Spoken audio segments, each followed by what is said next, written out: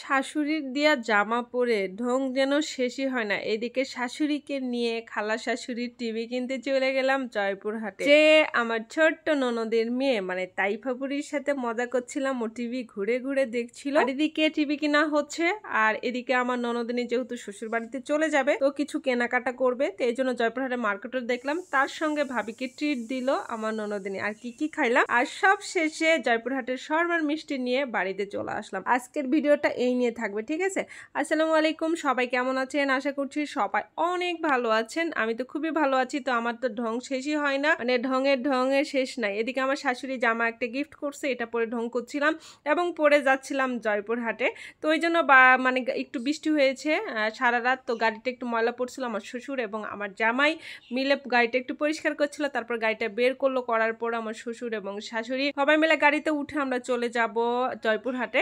আমার খালা শ্বশুরের বাড়ি জয়পুরহাটে যাওয়ার রাস্তাতেই, এর আগের ভিডিওতে দেখেছেন। তো আমরা সবাইকে উঠাই নিলাম, আমার ননদ মহতি এবং আমার খালা শাশুড়ি সবাইকে নিয়ে উঠাই নিয়ে একদম জয়পুরহাটে চলে আসলাম, কারণ ট্রিবি নিবে। খালু আগে অলরেডি চলে গিয়েছে এখানে। আর এখানে যায় গাড়ি থেকে নেমে পিচ্চির কিউট বেবিটা মাশাআল্লাহ অনেক কিউট, আমার হাত ধরে হেঁটে হেঁটে শোরুমে ঢুকলো এবং তার একটু ভিডিও নিচ্ছিলাম। একটু শরম পাচ্ছিল, ও বাহিরে গেলে একদম কথা বলে না, একদম শান্তশিষ্ট বাচ্চা, ঠিক আছে, কোনো জ্বালাবে না। এদিকে খালা খালু এবং আম্মু আমার জামাই সবাই মিলে টিভি নিচ্ছিল। আর তা আমাদের কিছু কাজ ছিল, তো আমার ননদিনী বলল যে চলেন ভাবি কিছু কেনাকাটা করি, যেহেতু আমি চলে যাব শ্বশুর বাড়ি। তো ঠিক আছে, চলে গেলাম জয়পুরহাটে মানে মার্কেটগুলোতে।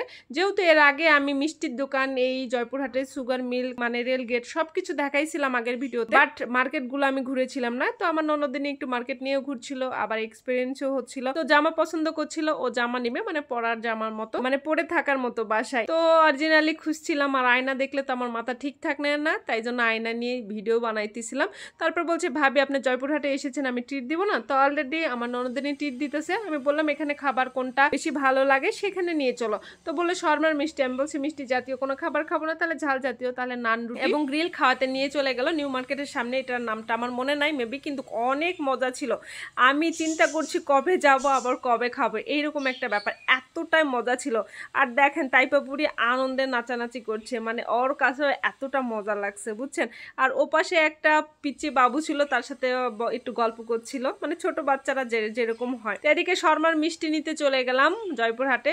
আর শর্মার মিষ্টি নিয়ে বাসা যাচ্ছিলাম, যেহেতু নতুন এলইডি টিভি কিনেছে আমার খালুরা, মানে খালা শাশুড়িরা, ঠিক আছে। অলরেডি অটোতে চলে গেলাম, আর যায় দেখি টিভি সেট করে তাইফাপুরি নাচানুচি করতেছে। হ্যাঁ, ছোট বাচ্চা বড় এলইডি টিভি, মনে করেন খুবই ভালো লাগছে। আর ড্রয়িং রুমে সেজে রাখছে, আর আরো বেশি ভালো লাগছে। এদিকে সিয়ামও টিভি দেখতেছে, কত কি খেলা দেখবে। আসলে নতুন জিনিস আসলে বাসায় কিন্তু অনেক মজা লাগে, তাই না? ভালো লাগে, মজা লাগে। তো এইদিকে মিষ্টি খাওয়া খাই হচ্ছে। তো আজকের ভিডিওটা এই পর্যন্ত, সবাই ভালো থাকবেন, সুস্থ থাকবেন, আল্লাহ হাফেজ, টাটা, বাই বাই।